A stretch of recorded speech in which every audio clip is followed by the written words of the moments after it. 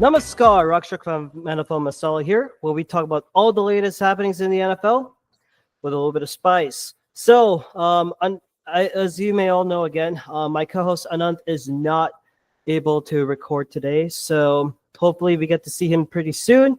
And because we all need you, buddy, because NFL Masala does not happen without the two of us. So, with that being said, today's episode we're talking about with a lot of Damakidar news. We will be recapping Week 11 and previewing Week 12, mainly for Eagles games. I will also do a recap of the Packers versus Bears game, which we'll get to. But first, let's talk about the breaking news, about some of the Damakidar news. So, what happened on Tuesday is that the New York Jets, after a horrendous start so far into this season, even with a healthy Aaron Rodgers, the Jets owner Woody Johnson decided to fire Joe Douglas after 5+ seasons. This move came in 6 weeks after head coach Robert Saleh was fired after a 2-3 start. And this reboot, again, is going to affect Aaron Rodgers. And the Jets began this season with like Super Bowl aspirations. After, they managed to get Hassan Reddick. They were able to get Devontae Adams during the season, and they said like, this is it, a healthy Aaron Rodgers, no team can stop us.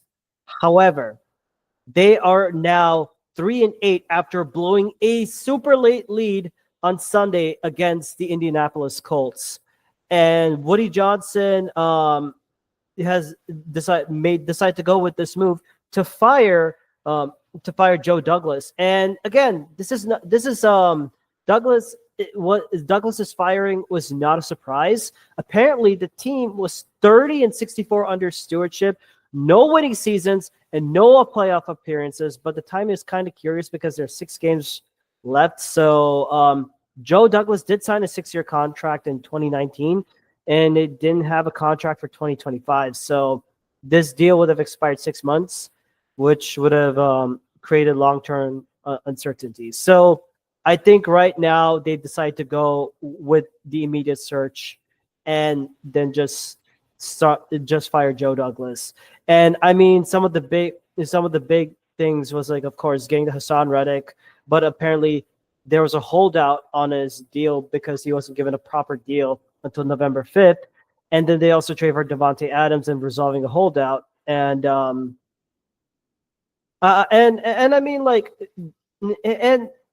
then again, Joe Douglas should be credited for bringing Garrett Wilson and Sauce Gardner. But then again, the draft blunders with quarterbacks and the Jets has not been a good story.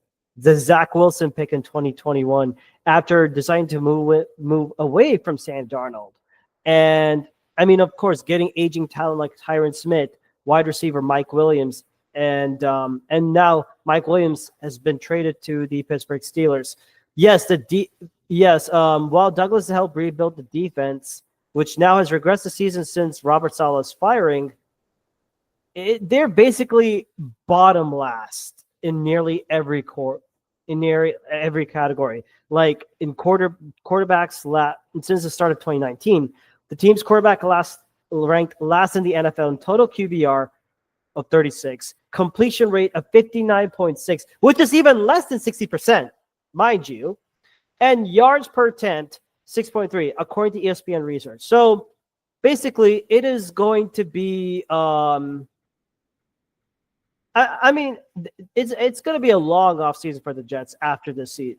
For this one, are they going to go with the new GM and a coach? And then there is also speculation on Jets owner Woody Johnson, because there has been speculation that he could be appointed by President-elect Donald Trump to serve as the ambassador to the UK, which he has held before in 2017 to 2021. So again, that would lead to his younger brother, Christopher Johnson. But anyway, the big news, Joe Douglas is fired, and there is going to be some new leadership coming in. And then the second big of the Makidar news has to happen with the showdown in Texas on Monday night between the Houston Texans and the Dallas Cowboys. Before the game, according to ESPN, on Monday, There was a metal sheet that fell on the surface of AT&T Stadium before the game, and it was covering a lid to a cable tray. And apparently, according to the city of Arlington, there were no structural issues. And there were no injuries, luckily. And it's a bit of a shock because they decided to open the roof of that stadium that was last opened since October 30th, 2022. And now you decide to do it again. And it's the same play. And this is also the same stadium in which the Cowboys have not won a home game this season. Yeah, that's right. You heard me say they have not won a home game this season. They've been blown out by the last couple of teams like the Detroit Lions, the Philadelphia Eagles, and now the Houston Texans. And of course the New Orleans Saints. We can't forget about those four. But it's just insane.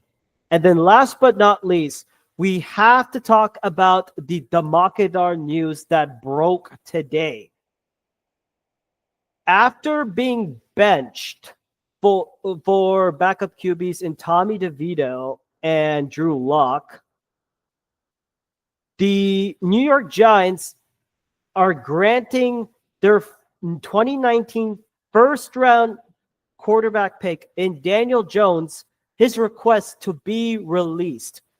And Jones met with Giants president and owner John Mara, had multiple conversations with Brian Daboll, coach, and they said that it'd be best for him and the team to move on, according to Mara's statement.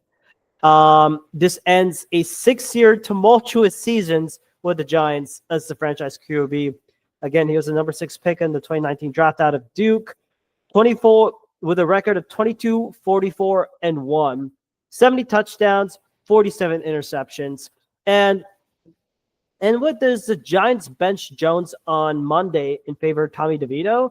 And Jones said on Thursday during his first comments since the benching that he wanted to remain a starter, but the team told him that with its record, it wanted to make a change at this point of the season, regardless of whether he was willing to address his $23 million injury guarantee. So with this being said, Tommy DeVito will be making his first start of the season on Sunday against the Tampa Bay Buccaneers. He's a UDFA, and DeVito did win 3 games as a starter in 2023, and he spent, but so far he spent as the third stringer behind Jones and Locke. So Jones will go through the waiver, and I highly doubt any team is going to pick up that 4-year, $160 million contract that he signed in 2023.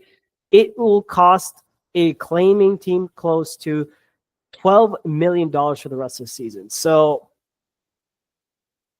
that's what it said. I mean, it's not worked out.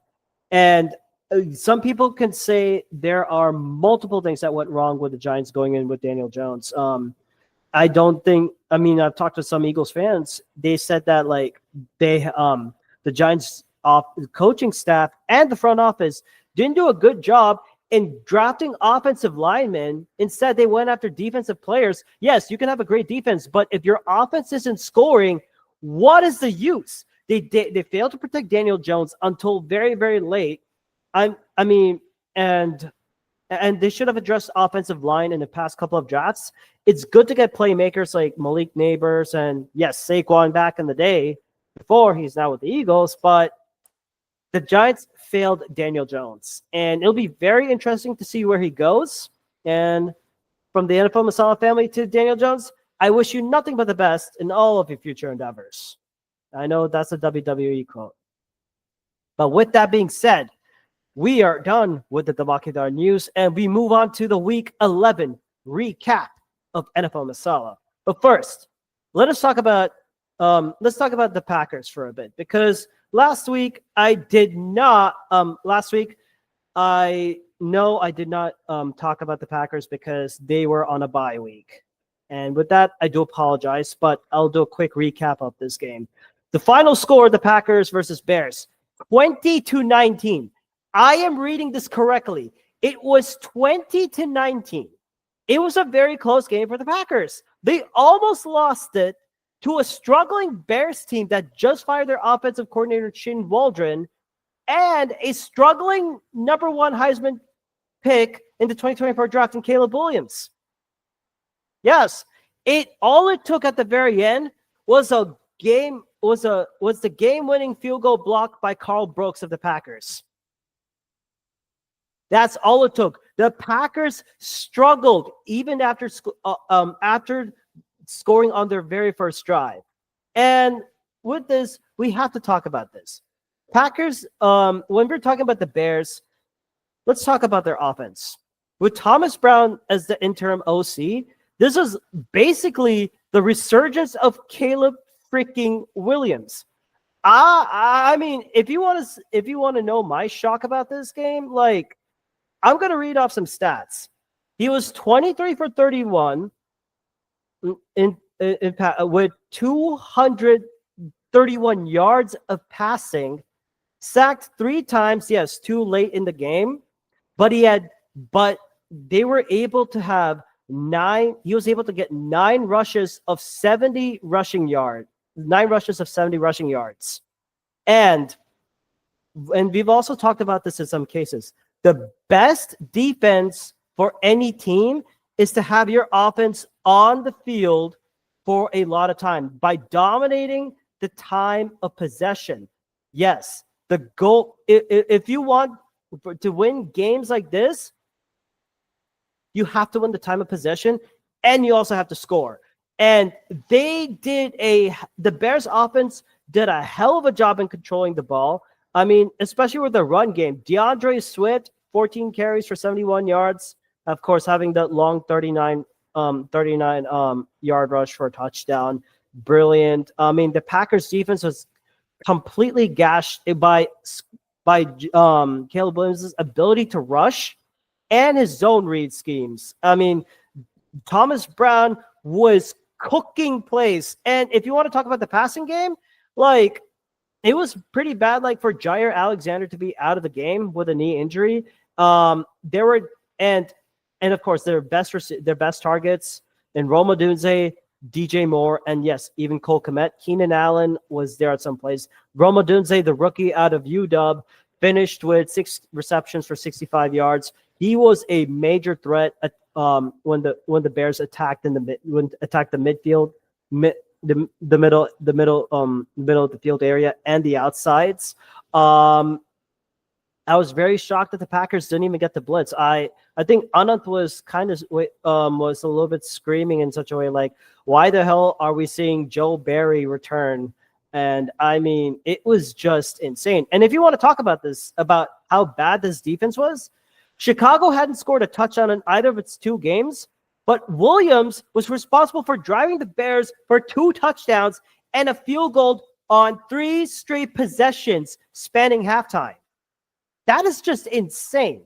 And even after the Packers regaining the lead with just over 2 minutes ago, Williams was leading a potential game-scoring drive.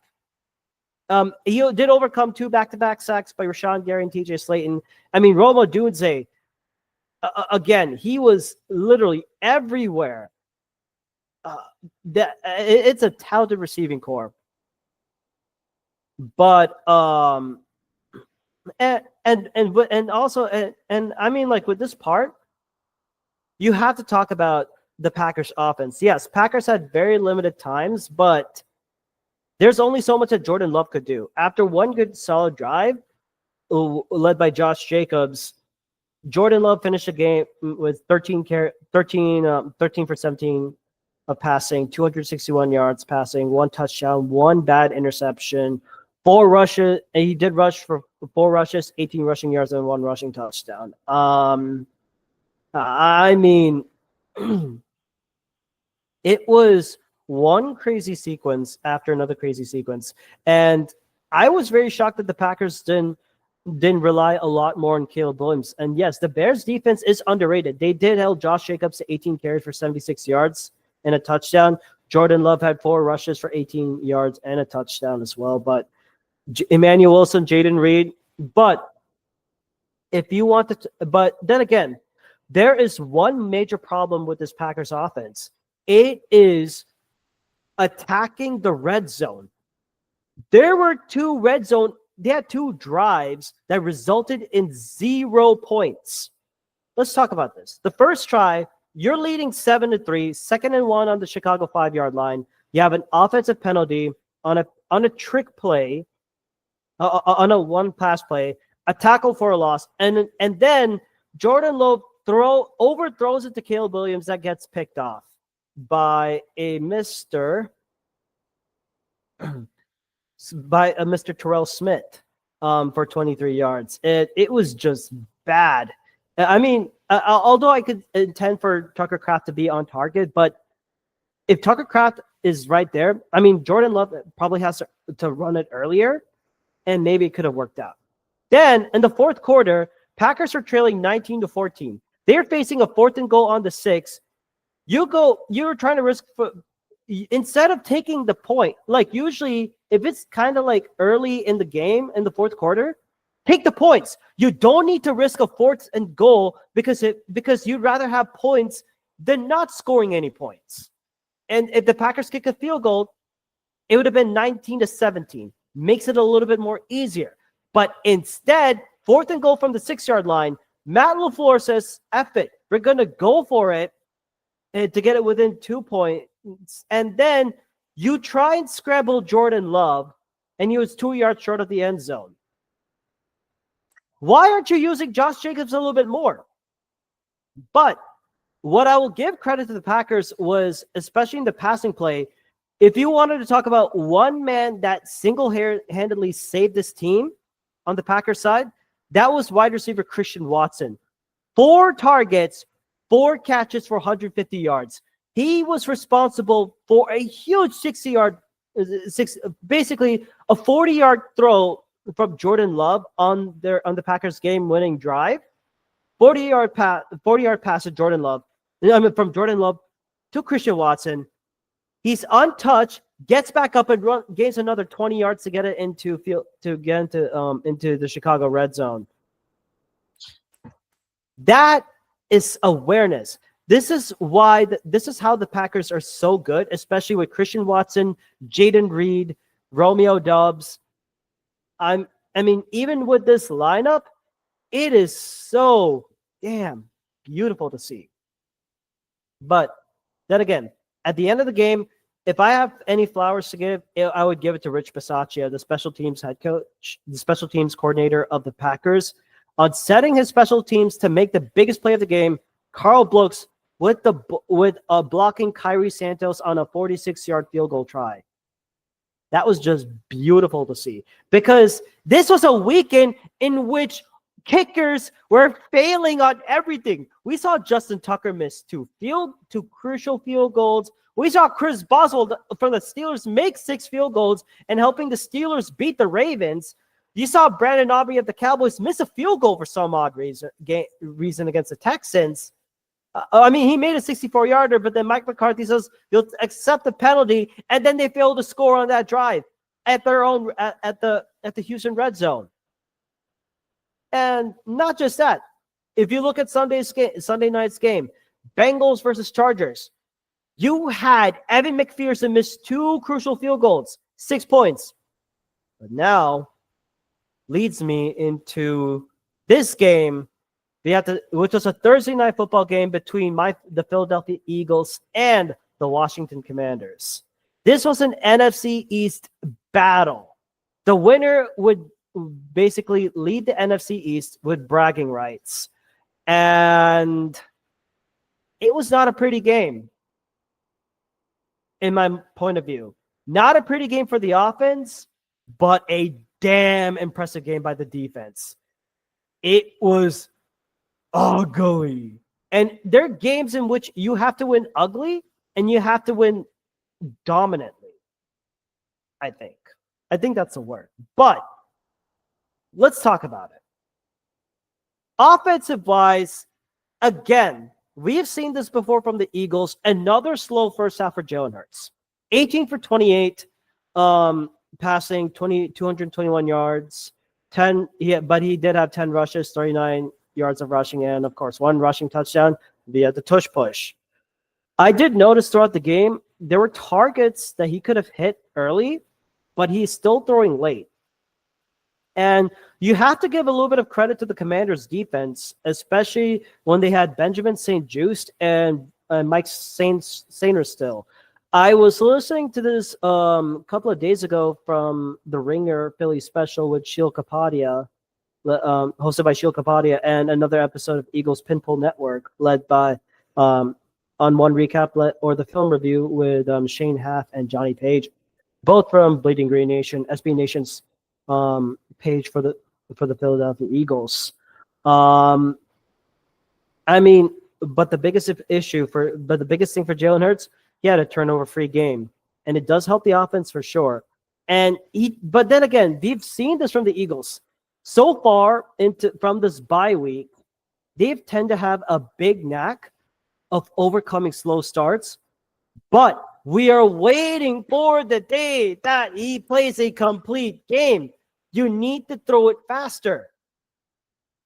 That's what we want to see.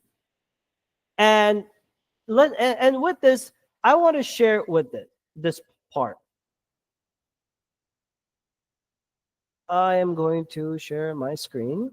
Give me 1 second. Ooh.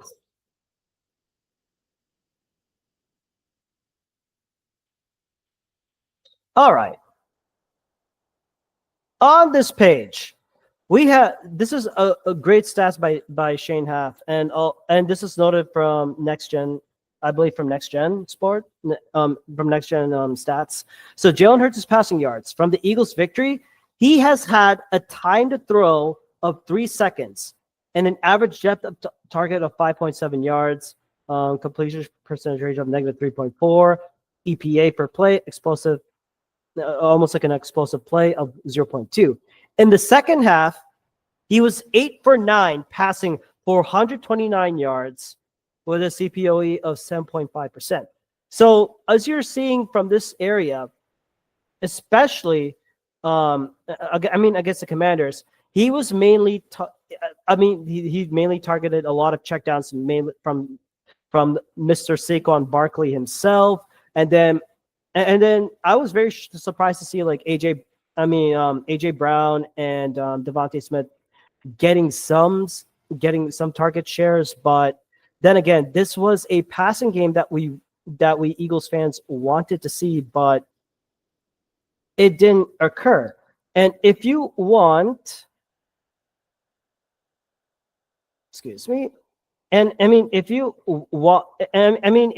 wanted the full narrative of how like this Washington defense held off to the Eagles, here's what it is. For receiving yards, AJ Brown only had 5 receptions for 65 yards. Dallas Goedert, 5 for 61 yards. Saquon Barkley, 2 catches for 52 yards. Devontae Smith, 4 for 29. Jahan Dotson, 1 for 8. Kenny Gainwell, 1 for 6. So it was definitely not a good day to throw. But and I will say this, I mean especially late in the second half, like late in the first half, there was a play in which like Jalen Hurts was like not like late, almost like close to the halftime. Jalen Hurts had to rush to the blue tent for a concussion because he was tested for concussion, but luckily he was able to beat it. But literally, he played the game entirely concussed. And I mean, you got to do a better job protecting him and designing all these play calls. But when he is running and making all these big plays, especially extending his arm to grab a first down instead of like just waiting to pass by the sticks, and instead of waiting just to like save another to make it like 32, instead he fights for that first down. That is leadership right there. But this was not, I mean, yeah, it was a very, very ugly game on the offensive side, but there's one solo thing that really happened that did well for the Eagles. That was the run game. I will say this. When they started giving the ball more to Saquon Barkley, oh my God, it was beautiful to watch. And I want to say thank you, Giants, from the bottom of my heart, for giving us Saquon Barkley. Remind me to send you a gift basket. I've been meaning to do that, and hey, Thanksgiving is along the way, so I'll try and get that done ASAP.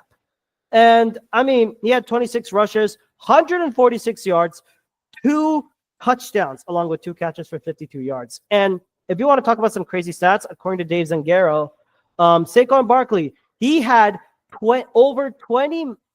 He got over 20 miles per hour on both of his touchdown runs against the Commanders, as per Next Gen Stats.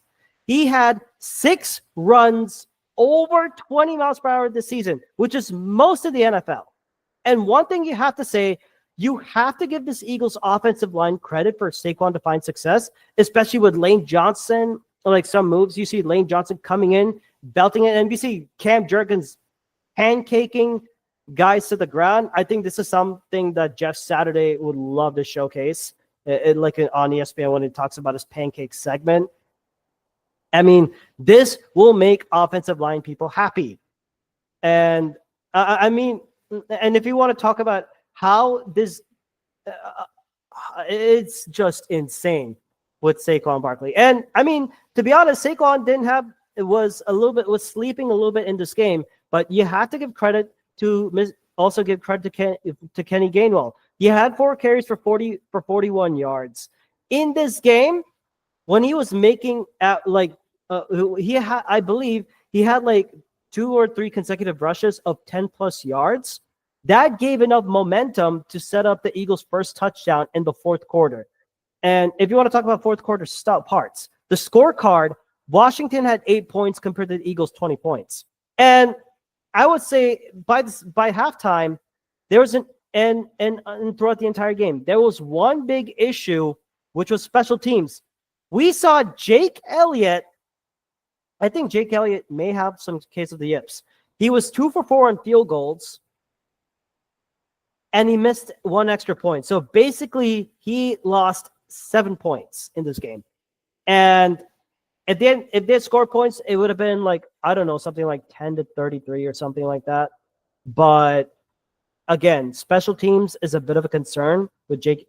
And I mean, some people say we kind of put blame on Nick Sirianni for not using our kicker when we needed to. Instead of being super aggressive on 4th down, try to take the points early in the game. You're building some kind of you want to build some kind of consistent lead. Like, for example, in the game, when the Eagles are driving into fourth and goal territory, if Jake Elliott hits that kick, it would have been like, what, 7-3, or like by halftime, 7-6 or 7-9. We would have had the lead. But with Elliott missing these kicks, I mean, you can pray that's one of those off days, but it is true that he has not made a field goal over 50 yards this season. That is something to keep an eye out for.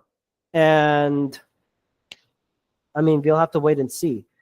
But if there is any solace about this Eagles team, you have to talk about this defense, because holy shit, pardon my French, what a turnaround. Since the bye week, Vic Fangio, the defensive coordinator, has molded this young defense, and they are not playing around.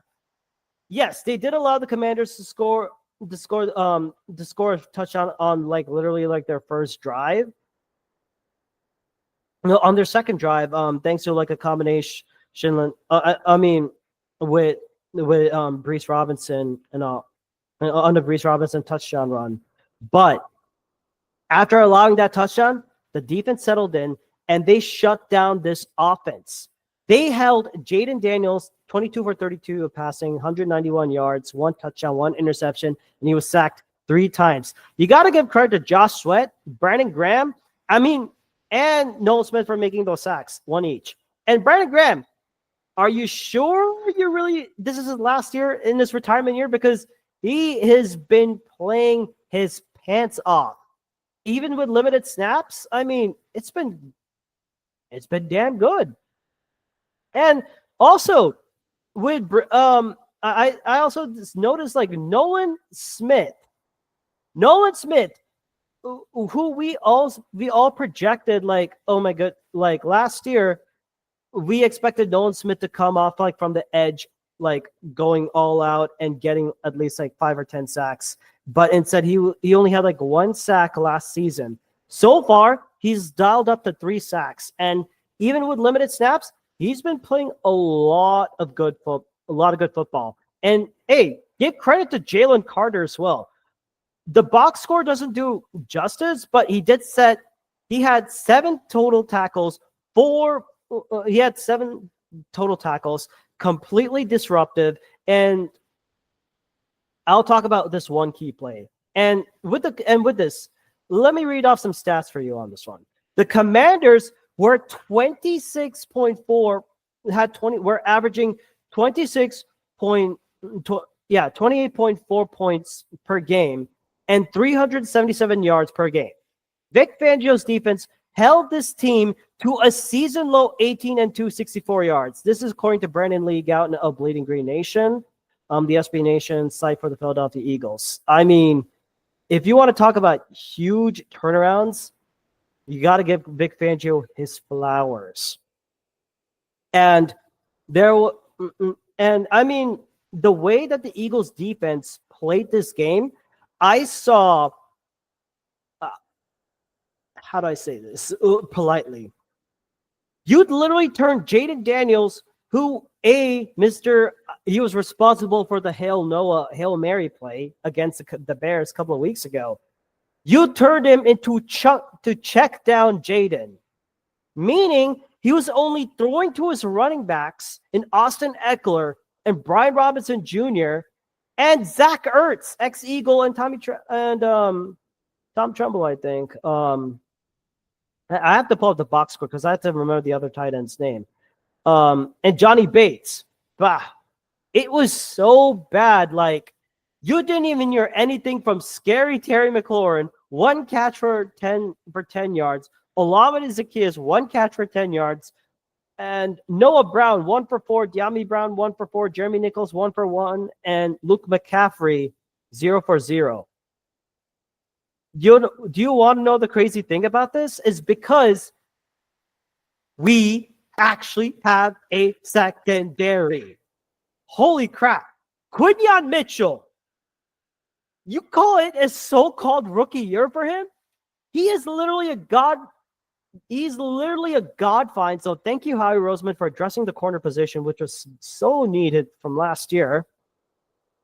I mean, Scary Terry found himself in Guantanamo Bay.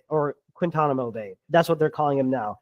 According to Next Gen Stats, Quinyon Mitchell was when he was aligned with Terry McLaurin in 20 of 25 routes, which is 8%. Mitchell was not targeted in any of his coverage snaps against McLaurin, and he was targeted just once all night. Terry McLaurin, you got locked down. And with this, we also got to talk about Cooper DeJean, another Eagles cornerback that was drafted in the 2nd round. I mean, having this young guy play in the nickel corner position, how is this? How are we getting veteran plays from the young rooks? I don't even know. It is just insane to see how these kids are playing. And I mean, I just don't know what to say about this, about Cooper DeJean, because this kid is incredible. I'm trying to find this.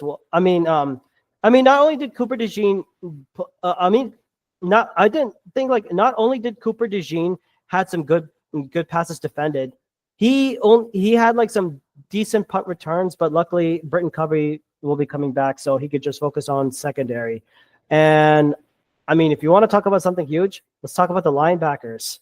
I mean, Zach Bond, holy shit. Pay the man, Howie Roseman. You literally have to pay the man. This guy had 15 total tackles, 9 solos, also responsible for literally the biggest play of the game.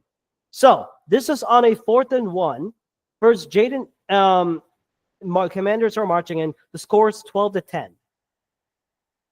What? Instead of taking the points, Dan Quinn decides to say, hey, let's try and be aggressive and probably try and do a QB run to the outside on my right. And the play is like this. Jaden Daniels, no huddles. While he's trying to catch a snap, Jalen Carter bull rushes through the middle, crashes through the middle of the offensive line. He has to fumble and play it. He's running towards the right-hand side, and then Zach Bond is waiting for him, stops it. Just incredible linebacker play by Zach Bond. And hey, let's not forget about another linebacker, Nakobe effing Dean. I mean, if you want to talk about Nakobe Dean, again, he was drafted in the 3rd round, mind you. Nakobe Dean was drafted in the 3rd round in 2022, and he was like he was like completely injured for like those past 2 seasons. But now when he's playing healthy, I mean, as this game, he was tied for 2nd in total tackles with 10, one shy of Zach Bond for solo tackles. And one crazy play on the Commanders' 3rd drive, Nakobe Dean, he sees Jaden Daniels scrambling. He's able to force the play, comes into one-on-one space, and stops Jaden Daniels from converting a 3rd and 6 into a 4th and 1. And then also, he tips a pass to Austin Eckler that led for a wobbly call. But, I mean, of course, death, taxes, and Reed Blankenship getting a pick. And one of the interceptions thrown by Jaden Daniels was to a Reed Blankenship after the Eagles took a 10-19 lead with a Saquon Barkley long touchdown run. There was one crucial moment that I also want to talk about, and you have to give it to Grant Calcaterra. So, Dallas Goedert, Jalen Hurts throws a deep pass to Dallas Goedert. Great. As he's running, one of the Commanders' defenders peanut punches the ball out. It's a fumble. I'm saying like, oh my God, someone make this play. Luckily, Grant Calcaterra is there, retains the possession and grabs it, and then recovers it. Next play, Saquon Barkley runs it for that 19-yard for that touchdown to make it 19-10. The defense did a hell of a job in holding this Commanders team until in the very end when they let a garbage time touchdown. This time to Zach Ertz for a 2-point for the touchdown and 2-point conversion to make it 18-26. A lot of things. I have to call out the refs. That one play in which Devontae Smith supposedly had a face mask penalty, but it was not called it. That's bullshit. And Cooper DeJean's passing interference was ticky-tacky. So, again, there was ref ball big time. But it's just... It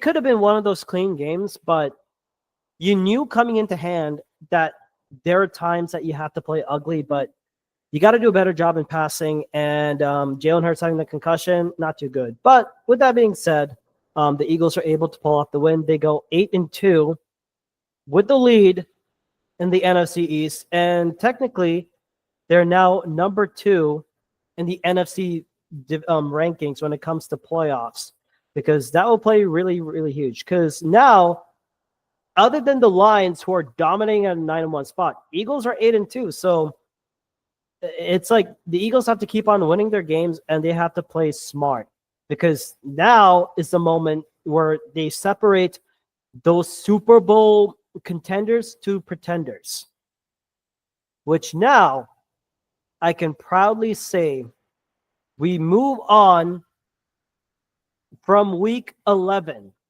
and we move on to week 12. This is right. The Philadelphia Eagles travel to Los Angeles on a Sunday night to play against the Rams. Yes, the Philadelphia Eagles versus the Los Angeles Rams. It is going to be a crazy kind of game. And this is a Rams team that no one should be sleeping about. They're 5-5 after starting 1-4. Yes, the Rams did suffer a ton of injuries. I mean, it took out their two best wide receivers in Cooper Kupp and Puka Nacua, and a decimated offensive line in which they were stealing. I mean, they literally stole Dylan McMahon from the Eagles, who was a 7th round pick. But man, Matt Stafford did so much of what he could do.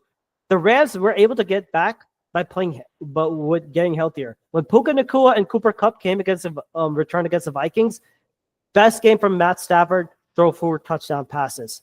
And that was the second game that Cooper and Puka, that Kupp and Nacua played together since the opener against the Lions. And plus, defense has been lights out on early Octobers. I mean, under Chris Shula, they've kept teams in every game's like they've kept in play. They've kept this team in every game, while with the injuries. And I mean, with this being said, I think we have to.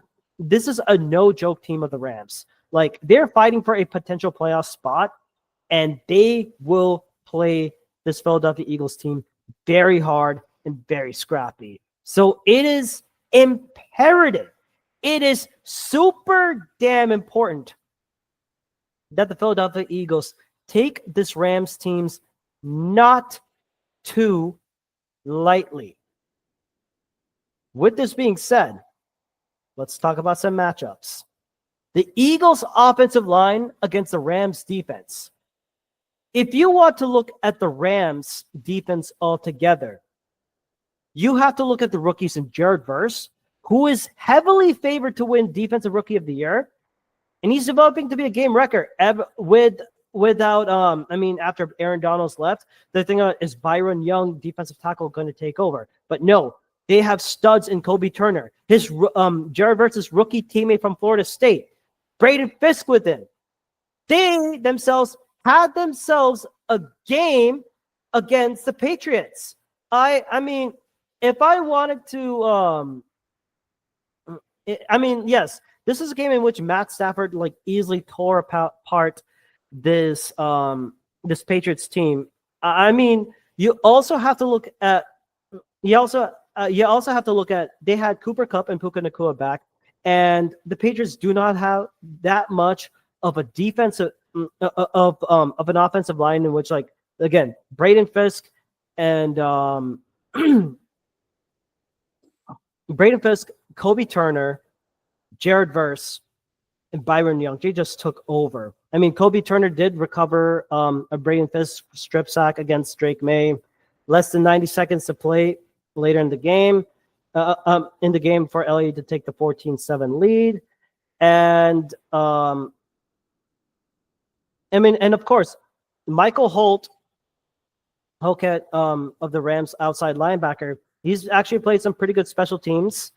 And you also don't forget Cam Kitchens. He was one of my top safeties graded from Miami, but him playing in this young Rams secondary team, he's been playing pretty lights out. He's in Seattle against Seahawks, he had that one interception, pick six, and then he had a game-winning pick six against Drake May. That is trust on this team. And he was actually named the NFL NFC Defensive Player of the Week for Cam Kitchens. Not bad for a rookie, but this is going to be a very tough game for this Eagles offensive line because the Rams, they're not going to be, they're not going to take this lightly. And before we go that, we have to talk about some big injury updates. Devontae Smith will be out for this game against the Rams.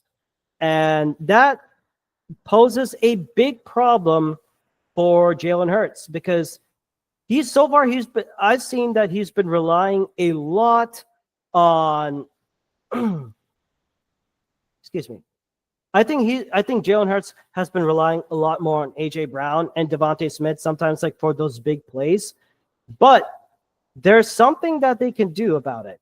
They like in this game, you most likely have to pass the beat Stafford. In order to beat the Rams, you have to be able to pass the ball, but also combine it by running the ball and play great defense.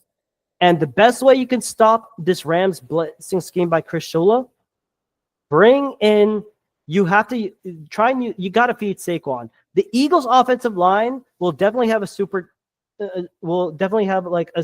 tough time. And I'm trying, and with this, I want to bring up something that Elliot Shore Parks has said in his matchups. So I think there's definitely going to be 5 key matchups. First one is going to be Jordan Mailata versus Jared Verse. The Rams pass rush is like super legit. They'll usually go 4 deep. And by that, let's share the screen from Mr. ESP of WIP or of the Go Birds podcast. So there it is. Jordan Mailata versus Jared Verse and Lane Johnson versus Byron Young. The Rams love to go 4 deep with players that have 30-plus hits or sacks this year. They're great, but the edge rushers are going to be the main challenge. So this is where Lane Johnson and Jordan Mailata have to be on point.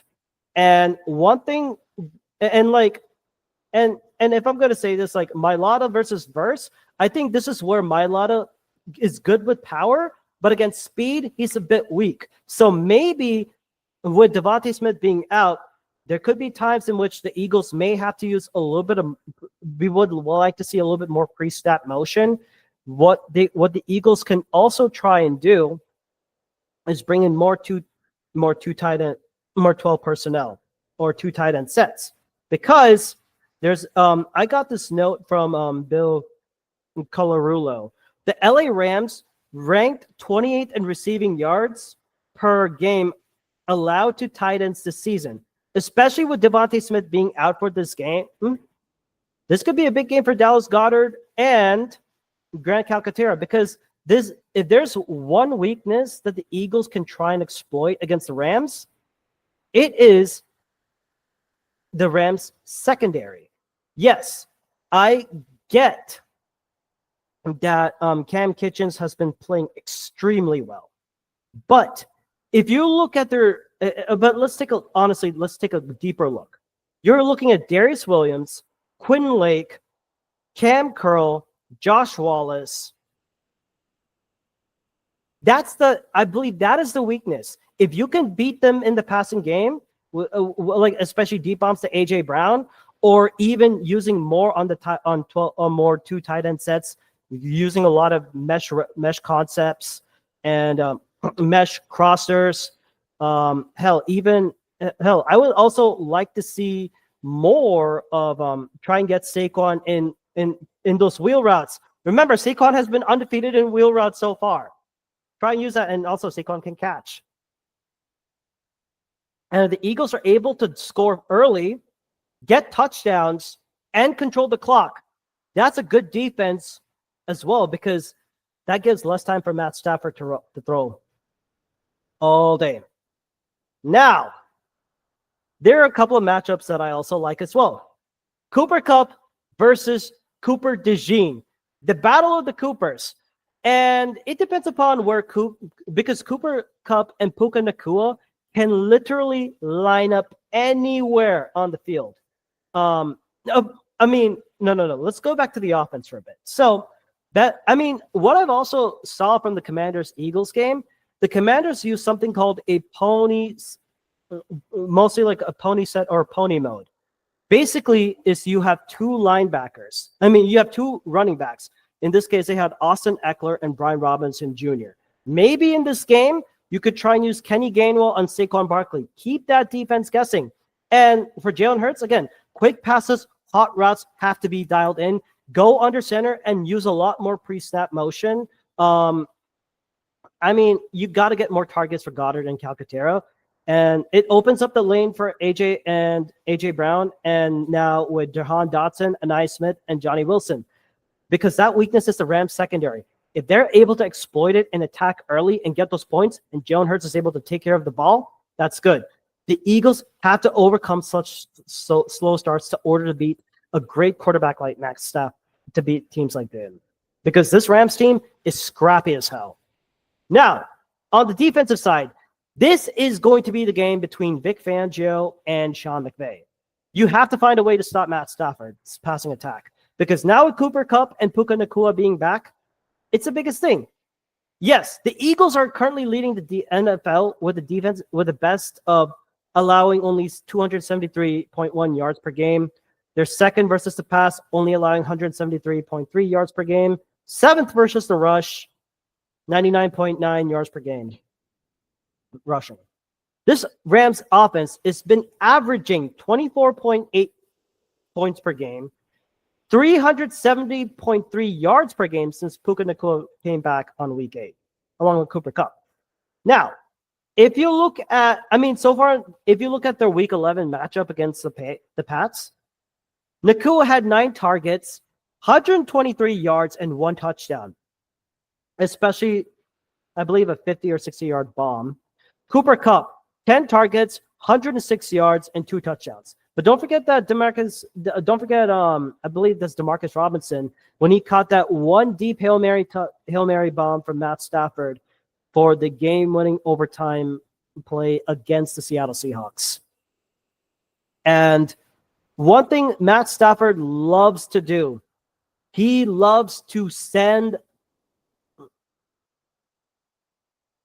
He loves to throw quickly on the dot. I think this is a game in which like McVay will definitely reach through his playbook and try and out-scheme Fangio. And they may look at the Tampa Bay game as an example on week 4, how the Bucs were able to quickly get rid of the ball quickly, less than 2 seconds. And Fangio needs to have a game plan. If you're going to see Stafford throw the ball quickly, this is a time in which you have to go full press man coverage, jam the wide receivers without drawing any penalties. That is the one thing. And of course, the defensive line has to hit home. We're seeing this. Jalen Carter, Matt Stafford is not too good when the pockets getting crashed. And Jalen Carter's having an outstanding season so far. And if Carter can hit that middle of the field, of that offensive line quickly, just like that, I think it'll definitely help this Eagles defensive line also hit home, especially with Brandon Graham and Josh Sweat. Maybe we get Nolan Smith and Jalen Hunt, more snaps for that young rook. And I would like to see, and of course, I would keep an eye out on the middle of the field, especially, and again, I talked about how Puka Nacua and Cooper Kupp are so good, and along with DeMarcus Robinson, Davis Allen, but they have not done well in running the ball. So easily we can imagine the run game being stopped. But I would like to see this part a lot, especially if Vic Fangio decides to bring pressure immediately and force Stafford to quickly throw the ball without having the play develop. That works well to the Eagles' advantage, because in this case, one scenario I could think of is you can try and have Zach Bond, who's been playing outstanding so far, play as that QB spy and cover the middle of the field if he's playing zone, and having Nakobe Dean be that blitzing linebacker, or how he played against Jaden Daniels in that game, because oh my God, Nakobe Dean has been a godsend so far, and I think I think like with Fangio, he has to attack early. That's what it is. And then it comes to the matchups between who guards Puka, who guards Cooper Kupp. Both of these guys can play both outside and inside. If it's outside, I would depend upon Quinyon Mitchell to hold up against Puka Nacua, because Quinyon is a little bit more faster than Darius Slay. And I would trust Quinyon Mitchell to go over to stop Puka Nacua. If it's Cooper Kupp, he lines up in the corner in the corner nickel area. I would say put Cooper DeJean on him. Make sure you have a safety, like you somehow bring in Reed Blankenship or Chauncey Gardner-Johnson to play that box safety. Maybe play a little bit of single high safety. Give that defensive look. Verify that you have to verify that position. If they're able to do that, then I believe it allows for the defensive line to be a little bit more creative. Maybe show blitz and then immediately step back and then have prevented Stafford from like finding it going through any of his reads. And I would also, and then of course, and then with Cooper Kupp, if he's lined on the outside on the other end, I put Darius Slay over him because I mean Darius Slay has been playing pretty good, but I can also imagine Isaiah Rodgers standing up and creating some plays as well. But I would not be surprised if they try and diversify by going a little bit of jet sweep and trying to attack the middle of the field because I do not see because I haven't seen the Eagles being tested in that area so far, other than late in the games. So that is something to keep an eye out for. And it all depends upon that defensive line rushing the quarterback early.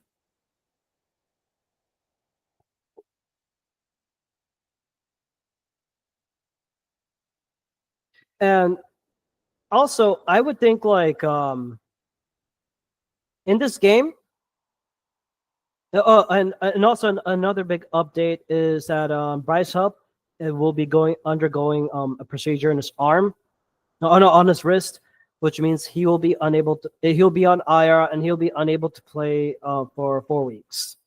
But with that being said, it's definitely going to be a tough game.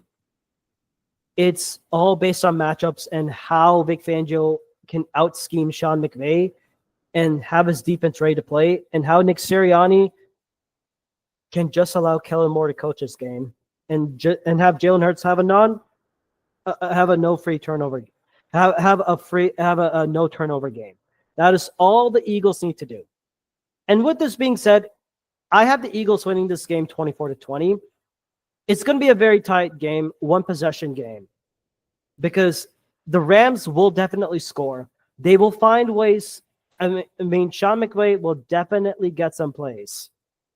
Will get his team prepped, especially on offense and defense. And Jalen Hurts being limited with his ankle, we don't know how well that will affect. But if he is able to quietly run the ball, and I mean, not only extend the plays with his legs, and he's able to hit home, just short routes. If you have to go death by 1,000 paper cuts, that's what they need to do. And I think with that being said, Eagles will win again 24-20. It's going to be a very tough game. And if I'm looking at some other Packers thing, there have been a couple of and I also noticed a very interesting game. I think I'll just try and cover this as quickly as possible. Packers are going to be facing the San Francisco 49ers at Lambeau Field. And this is a 49ers team that just lost to the Seattle Seahawks 20-17 at home. So the Packers just survived Soldier Field. The Niners just lost a close one. And it's going to be, again, a game of matchups. Apparently, Rick Gang hearing that Brock Purdy may not be able to play. And also Jair Alexander may not be able to play. So it's going to be a battle of and I think like also with like Nick Bosa, there are injuries on both sides. I believe like Edrin Cooper is not good. Edrin Cooper, the Packers rookie linebacker. So how about this? Let me bring out the injury report for the Packers versus the Niners. I think I'll try and make this quick. Jair, on their defensive side for the Packers, Jair Alexander and Edrin Cooper being out is going to be very, very crucial. This is from Packers Wire. And of course, questionable Colby Wooten. And then on the Niners, the biggest one being their quarterback, Brock Purdy. So you can kind of have Brandon Allen starting and also edge rusher Nick Bosa. The 49ers pass rush without Bosa has been below mid. We saw that against the Seahawks. And Charvarius Ward won't be able to play on Sunday because of personal reasons. I just hope for the best for him. But If I am the Packers, you have to attack by running the ball. That's all that's one of the big matchups. And if Ward and Bosa are not able to play, knowing that they're not going to play, attack Christian Watson, attack with Jaden Reed or Romeo Doubs. Get the running game going with Josh Jacobs. Do not force those throws in which Jordan Love is throwing picks. And against Brandon Allen, all you gotta do is stop CMC and this Kyle Shanahan offense, and you're pretty much good to go. Because yes, you may have all those star wide receivers, but it also depends on who is your QB. If your QB is not performing, then it's a loss. So I have the Packers basically winning this game like 26-19. It'll be close. And with this being said, this concludes the episode of NFL Masala.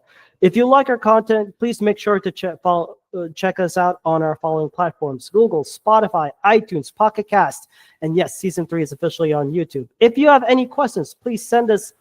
You can send us an email with nflmasala@gmail.com. nflmasala@gmail.com. If you're also on social media, so you can follow us on Twitter /X /Instagram. And yes, we are officially on Threads. Yes, we are officially on Threads. So basically Twitter X, Instagram, and Threads, same username at NFL Masala 2022. That is at NFL Masala 2022, all lowercase.